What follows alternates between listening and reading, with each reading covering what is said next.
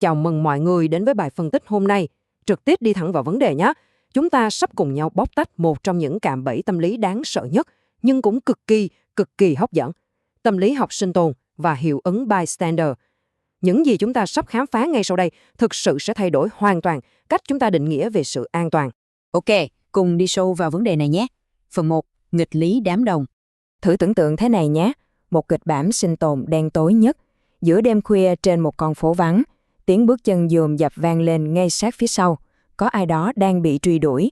Nhưng này, tự nhiên người đó ngước lên và thấy, các ô cửa sổ chung cư quanh đó sáng đèn và có rất nhiều người đang thò đầu ra tò mò nhìn xuống. Sự hiện diện của những người này liệu có phải là tấm vé đảm bảo an toàn không? Trực giác của chúng ta thường hét lên là có, đúng không nào? Nhưng thực tế lại tát cho chúng ta một cú đau điếng. Kỳ vọng logic là càng đông người thì càng an toàn. Thế nhưng sự thật phũ phàng mà các nghiên cứu chứng minh lại là càng đông lại càng nguy hiểm. Thống kê đã chỉ ra rành rằng càng có nhiều nhân chứng đứng xem, cơ hội sống sót lại càng lao dốc. Nghe sai đúng không? Tại sao lại có cái nghịch lý rùng mình thế này tồn tại? Chuyển sang phần 2, vụ án Kitty Genovese. Đằng sau nghịch lý đó là một câu chuyện có thật. 38. Con số này đại diện cho 38 nhân chứng trong vụ án Kitty Genovese khét tiếng xảy ra vào năm 1964 tại Queens, New York. Một con số trống rỗng, ám ảnh và theo đúng nghĩa đen là đã làm rúng động toàn bộ nước Mỹ lúc bấy giờ. Báo chí thời đó đã giật những tích vô cùng rùng rợn, đại loại như trong hơn nửa giờ đồng hồ, 38 công dân đáng kính tuân thủ pháp luật ở Queens đã đứng nhìn một kẻ sát nhân theo dõi và đâm một người phụ nữ trong 3 cuộc tấn công riêng biệt ở Kew Gardens. Dù cho sau này, các nhà nghiên cứu có chỉ ra rằng truyền thông đã làm quá lên một chút về số lượng người thực sự hiểu tính nghiêm trọng của vấn đề, nhưng bi kịch của Kitty Genovese đã bẻ lái toàn bộ lịch sử ngành tâm lý học. Nó buộc tất cả chúng ta phải vò đầu bứt tai, đặt câu hỏi, tại sao không một ai làm gì cả? Và điều thật sự thú vị ở phần này là phần 3, hiệu ứng bystander effect. Bước từ cảm xúc sang khoa học nha. Hiệu ứng bystander effect chính là hiện tượng tâm lý mà xác suất một người đứng ra can thiệp sẽ giảm đi trông thấy khi có mặt những người khác xung quanh. Khái niệm này được tiên phong bởi hai nhà tâm lý học lỗi lạc, John Daly và Bibb Latané. Họ không tin vào cái cớ rằng con người vốn dĩ vô cảm. Không hề, họ cho rằng có một cơ chế tâm lý xã hội khổng lồ, vô hình đang trói chặt tay chân của đám đông. Và dữ liệu này chính là bằng chứng đanh thép nhất.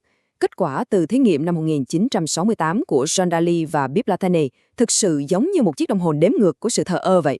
Hãy nhìn nhóm đầu tiên, khi chỉ có 2 người, tức là một nạn nhân và một người quan sát, thì boom, tỷ lệ ra tay giúp đỡ lên tới 85% chỉ trong 52 giây, cực kỳ nhanh. Nhưng hãy nhìn xuống dưới, khi nhóm tăng lên thành 6 người, tỷ lệ này rơi tự do xuống chỉ còn 31% và thời gian phản ứng thì kéo lê lết tới 166 giây. Sự sụt giảm này nói lên tất cả.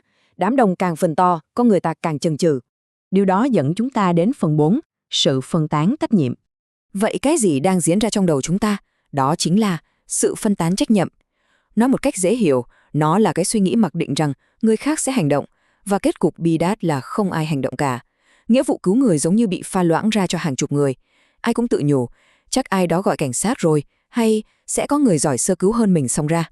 Khi tất cả đều có chung suy nghĩ đó, thì trách nhiệm bốc hơi sạch sẽ. Khi quy mô đám đông lớn lên, cách não bộ đánh giá rủi ro xã hội cũng quay ngoắt 180 độ.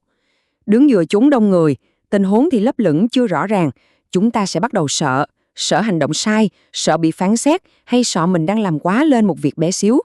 Cái cảm giác lo sợ bị bẻ mặt trước đám đông, cộng thêm sự phân tán trách nhiệm, nó đóng băng các nhân chứng, biến họ thành những bức tượng theo đúng nghĩa đen.